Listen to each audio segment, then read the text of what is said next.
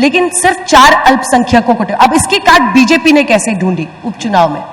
5 पिछड़ा, जिनमें एक Yadav Kurmi dominant caste OBC, फिर 3 नॉन डोमिनेंट ओबीसी उन्होंने पाल, निषाद और मौर्य को दिया, 1 दलित और अगड़ा उन्होंने 3 दे दिया, 2 ब्राह्मण, राजपूत, उनका तो डिक्लेयर्ड है अगड़ा वाला। तो क्या उन्होंने आपके पीडीए की काट खोज ली क्योंकि उपचुनाव में उनकी परफॉर्मेंस बेहतर हो? आपने इस तस्वीर में थोड़ी कमी छोड़ दी।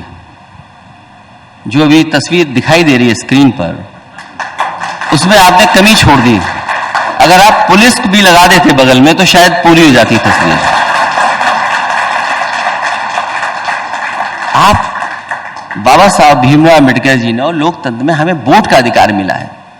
इलेक्शन कमीशन हर बार ये प्रचार करता है कि ज्यादा से ज्यादा लोग बाहर निकलें, वोट डालें आकर के। वो इलेक्शन कमीशन सुनिश्चित कराता है। तो ये तस्वीर अधूरी है। अगर आप पुलिस की भी लगा देते तस्वीर तो ज्यादा अच्छा होता। और दूसरी बात मैं आपसे कहना चाहता हूं, ये तो आपने दिखा दिया कि हमने पीडीए में इनको टिकटें दी, इनको छोड़ दिया, इनको नहीं दे पाया। एक काम आप करिए मेरी मदद के लिए और देश की जनता की मदद के लिए। बीएलए, बीएलओ, सबसे छोटा अधिकारी होता है बीएलओ इलेक्शन कमीशन का। उसके बाद जिलाधिकारी तक कौन अधिकारी पोस्ट हुए थे इन पर, उसकी भी सूची इसी तरह जारी कर दोगे तो शायद आप लोकतंत्र की और आप पत्रकारिता की मदद करेंगे। आप नमस्कार साथियों, मैं आपका दोस्त अशफाक अहमद और आप देख रहे हैं देशभक्त चैनल। ये 2024 के जो चुनाव हुए थे तो उसमें बीजेपी की हवा निकल गई थी और कहां 400 पार चिल्ला रहे थे मोदी जी और 240 पे अटक गए थे। तो उसके बाद से मोदी जी और बीजेपी ये जो है बहुत ज्यादा कमजोर विकेट पर बैटिंग कर रहे थे और चुनाव में बहुत ज्यादा डरे हुए थे। लेकिन उसके बाद से अभी जो चुनाव हुए तो उसमें जो हिसाब किताब देखिए तो कहीं से बैठ नहीं रहा है। तो जैसे हरियाणा के जो चुनाव हुए लोकसभा चुनाव के बाद से, तो हरियाणा में पूरी हवा जो थी कांग्रेस की थी। बीजेपी का कहीं आता पता नहीं दिखता था। उनके खट्टर जी जो है, जो चीफ मिनिस्टर थे, उनको मोदी जी ने पहले हटा दिया था। नायब सिंह सैनी को लगा दिया था, लेकिन उनका भी कुछ हवा हिसाब किताब नहीं था। उनको तो पता नहीं कौन से सीट से चुनाव लड़वा रहे थे। उसके बाद में बाकी भी जो नेता थे तो उनकी भी हवा टाइट थी और पूरा माहौल जो है कांग्रेस के पक्ष में था। हर तरफ से कोई भी चीज देख लीजिए, चाहे वो मैनिफेस्टो की बात कर लीजिए, चाहे वो नेताओं की बात कर लीजिए, चाहे वो सीट पर कौन भारी है इसकी बात कर लीजिए, पूरा का पूरा कांग्रेस का माहौल था। एकदम मतलब ऐसा दिखता था कि बीजेपी अगर वहां पर 10 सीट भी जीत जाए तो बड़ी बात होगी, है ना। लेकिन चुनाव हुए तो नतीजे क्या है? तो नतीजे ऐसे आए कि भाजपा जो है पूरी सीट ले गई। वैसे तो वोट का परसेंटेज देखिए दोनों बराबर ही थे, करीब करीब 40-40% वोट आए दोनों पार्टियों के। लेकिन सीट जो है वो पूरी भाजपा को चली गई। मतलब कम अंतर से जीते उनके कैंडिडेट, लेकिन ज्यादा सीट पे जीत गए। तो ये कैसे हुआ था? तो ये जो है बहुत ज्यादा अचंभित करने वाली बात थी। और उसके बाद में फिर दलील दिए जाने लगे कि वो जो मन मुटाव था हुड्डा साहब का और वहां पे शैलजा कुमारी का, उसकी वजह से उनको चोट पड़ी कांग्रेस को। और जो हिंदुत्व वाला जो कार्ड है वो चल गया बीजेपी का। इस तरह की बातें होती रही, लेकिन फिर भी अगर देखा जाए तो नतीजे अप्रत्याशित थे। और इसमें फिर कुछ सब मुद्दे भी उठे कि ईवीएम जो है उसकी जो बैटरी इतनी फुल चार्ज कैसे थी जब दिन भर यूज हुआ था। तो चुनाव आयोग ठीक से जवाब नहीं दे पाए।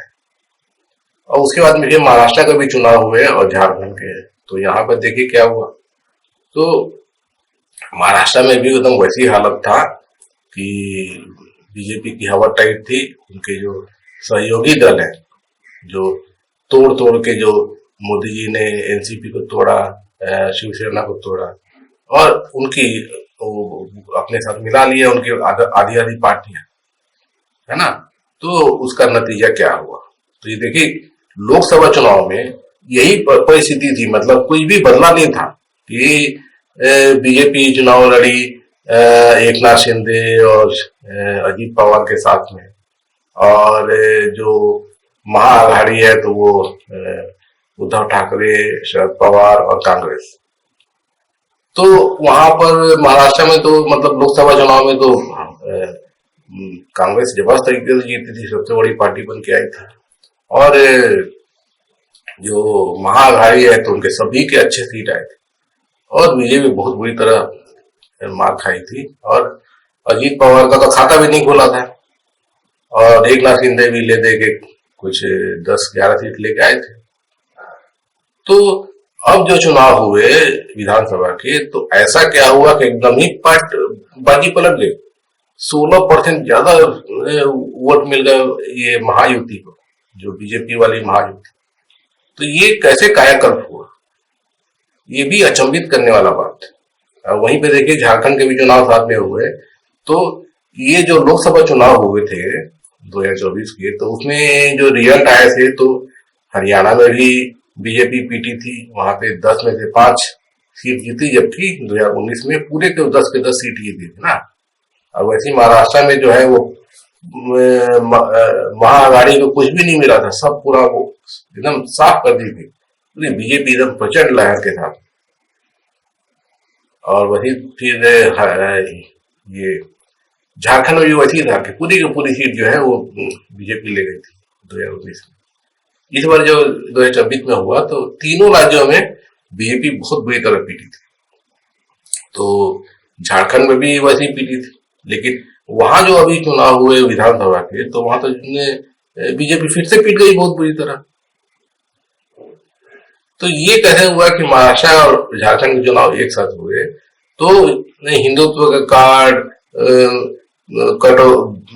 बटोगे तो कटोगे, और हम सब सेफ हैं, और सब जितना भी जो नफरत वाला जो एजेंडा चलाए थे, खास करके झारखंड में कि घुसपैठिए घुस गए हैं बांग्लादेश से, इस तरह की बात चलाए थे, तो उधर चला नहीं है ना। वहां तो बहुत जोर लगाए थे, लेकिन कुछ भी नहीं चला। अब महाराष्ट्र में बोलते हैं कि चल गया। कैसे चल गया भाई? ये चलेगा, ये नहीं चलेगा। तो अंदर की क्या बात है?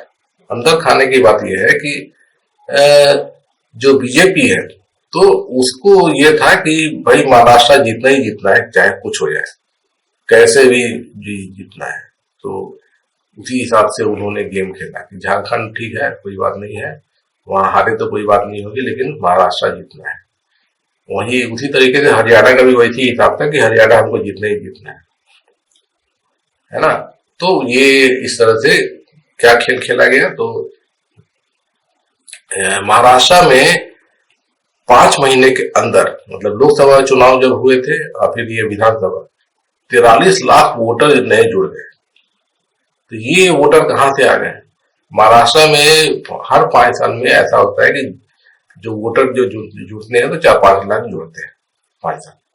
और ये 5 महीने में 43 लाख वोटर कहां से आए? और उसमें से कि जो वोटर है, तो बहुत सारे वोटरों के नाम काटे गए, तो वो गलत तरीके से काटे गए, और कई वोटर के नाम जोड़े गए जो गलत तरीके से जोड़े गए, मतलब फर्जी वोटर महाराष्ट्र में वोट डाल के आए। और इसके बारे में कांग्रेस ने चिट्ठी भी लिखी।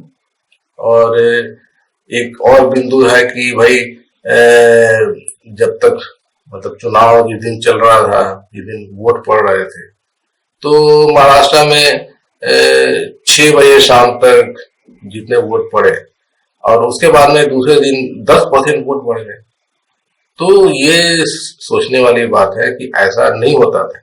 खुद जो YV कुरैशी साहब है, वो पहले चीफ इलेक्शन कमीशन रह चुके हैं, तो उन्होंने भी कहा है कि ऐसा पहले कभी नहीं हुआ। ये बड़ा अचरज की बात है कि ऐसा कैसे हो जाता है कि 6 बजे जो वोट परसेंटेज दिख रहे हैं, और वो फिर कैसे रातों रात वो 10% बढ़ जाते हैं। कि ये जो लोग लाइन में लगे रहते हैं, ठीक है, मान लिया उनका बात, तो वो 1% भी नहीं होते हैं लोग, क्योंकि दिन भर आप वोट दे रहे हो, और उसके बाद में आखिरी में जो लाइन में लगे लोग हैं, तो वो 1% भी नहीं होता है। और वो भी जो तो वोट जो भी मतलब अच्छी वजह मतलब कि जो दिखा रहा है कितना परसेंटेज वोट पड़ा, मतलब रियल टाइम में दिखाता है। ऐसा नहीं है कि वो मतलब कि धीरे धीरे मतलब कि कंप्यूटर में काउंटिंग हो रही है और वो अपडेट होने में टाइम लग रहा है, ऐसा नहीं है। एकदम रियल टाइम मतलब 6 बजे तक जितने लोग वोट डाले पूरे का पूरा जो रिकॉर्ड 6 बजे का जो कंप्यूटर सिस्टम में दिखा रहा है। तो फिर 10% तो बढ़ ही नहीं सकने की हालत में, लेकिन बढ़े तो क्या वजह थी? कुछ तो गड़बड़ है ना।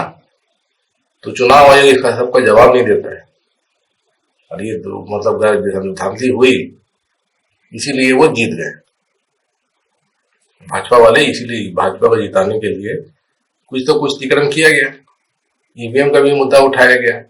अब कई गांव जो महाराष्ट्र में थे वो बोले कि हमने बीजेपी को वोट नहीं दिए, और वहां मालूम चला कि पूरे के पूरे बीजेपी को ही वोट मिले। ऐसा कैसे हुआ? तो ये सब सवाल जो है वाजिब, चुनाव आयोग जवाब नहीं दे पाता है। अब ये जो साथ साथ में एक उपचुनाव भी हुआ यूपी का। तो यूपी का जो उपचुनाव हुआ तो उसमें 9 सीटों पे 2 में अखिलेश यादव की समाजवादी पार्टी जीती और 7 में बीजेपी जीती। तो बीजेपी वहां पर भी वैसे देखिए कि जो लोकसभा चुनाव हुए थे 2024 के, तो वहां तो बीजेपी की बहुत बुरी हार हुई थी। अखिलेश यादव की जो पार्टी है समाजवादी पार्टी, वो यूपी में सबसे बड़ी पार्टी बनकर उभरी थी लोकसभा चुनाव में। फिर ये जो उपचुनाव हुए तो कैसे मतलब कि बीजेपी जो है 7-7 सीटें जीत गई। तो उसके अंदर जाइए तो मालूम चलेगा कि बहुत ज्यादा धांधली की गई। चुनाव आयोग की जो ड्यूटी थी उसने किया है। अब देखिए एकदम उसी दिन जैसे मतदान चल रहे थे तो कुंदरकी का जो चुनाव हो रहा था तो वहां पर पुलिस रिवॉल्वर लेके खड़ी थी, पिस्तौल लेके खड़ी थी कि चुनाव वोट देने मत जाओ, मुसलमान वोटरों को वोट देने से रोका गया। जबकि मतलब कुंदरकी में 52% मुसलमान, तो उनके वोट जो है वो रोके गए। उनको बैरिकेड लगा के उनके जो मुसलमान इलाके थे उन लोगों को बाहर जाने नहीं दिए गए, वो वोट नहीं दे पाए। इसीलिए बीजेपी जीत गई जहां बीजेपी जीत ही नहीं सकती। तो प्रशासन, पुलिस, ये सब मिलके चुनाव जिताए हैं बीजेपी को यूपी। और प्रशासन का दूसरा और देख लीजिए तो वही मतलब वोटर लिस्ट में धांधली एक और भी है। तो वोटर लिस्ट में जब तरीके से धांधली, तो उस तरीके से यूपी में जिस तरीके से मतलब वोटर लिस्ट में भी धांधली की गई, लोगों को मत देने से रोका गया, तो एकदम साफ है। वो तो आपने देखा खुद, मतलब कि वो तो लाइव दिखा रहे थे कैसे पुलिस रोक रही है ना। और साथ साथ में एक संभल का भी मुद्दा जुड़ गया कि कुंदरकी से लगा सटा हुआ है ये संभल वाला इलाका। तो संभल में जामा मस्जिद में एक्चुअली जिस दिन चुनाव होने थे ना, तो उसी दिन वहां पे सर्वे टीम पहुंच गई थी सर्वे कराने मस्जिद का कि वहां पर मंदिर है। लेकिन उस दिन समहाउ क्या हुआ कि दंगे होंगे नहीं हुए और वो सर्वे करके टीम वापस चली गई। लेकिन जो टीम जो फिर से वापस संभल गई 4-5 दिन बाद, और फिर जबरदस्त तरीके से दंगे हुए। आपने देखा संभल में किस तरीके से 6 लोगों की मौत हो गई। और वो जो मसला है वो मतलब कि सर्वे का, तो वो एक बड़ा मुद्दा बन गया कि प्लेसेस ऑफ वर्शिप एक्ट जो होता है तो वो क्यों नहीं लागू है। कैसे किसी को भी इजाजत दे दी जा रही है कि सर्वे जाके कर लो मस्जिद का, क्योंकि आप कैरेक्टर तो बदल नहीं सकते, जो मस्जिद है मस्जिद ही रहेगी। तो फिर क्यों सर्वे आप करवा रहे हो, उसी क्या जरूरत है। तो ये सब चीजें जो है वो जिस तरीके से मतलब उपयोग करती है बीजेपी चुनाव जीतने के लिए, तो वो दिखता है। तो यूपी में कैसे जीते चुनाव, महाराष्ट्र में कैसे जीते चुनाव, हरियाणा में कैसे जीते चुनाव, ये सब दिख रहा है। अब लोकसभा में क्यों हारे, क्योंकि बीजेपी ये सब हथकंडे नहीं अपनाई थी। ये से मतलब खासकर ये सब इलाकों में, जैसे महाराष्ट्र में मोदी सोचे थे कि शिवसेना को तोड़ लिए, एनसीपी को तोड़ लिए तो वो जीत जाएंगे चुनाव, लेकिन उनका जो एस्टिमेट था वो गलत साबित हुआ था, है ना। तो अब फिर विधानसभा का चुनाव जीतना ही जीतना है, तो फिर ये हथकंडे अपनाए गए, यही बात समझ में आती है। तो आज के डेट में ऐसा है कि बिना ये सब तिकड़म किए हथकंडे अपनाए बीजेपी चुनाव नहीं जीत सकती है। और चुनाव आयोग जो है वो पूरी मुस्तैदी के साथ में बीजेपी के साथ में रहता है और चुनाव जीतवाता है।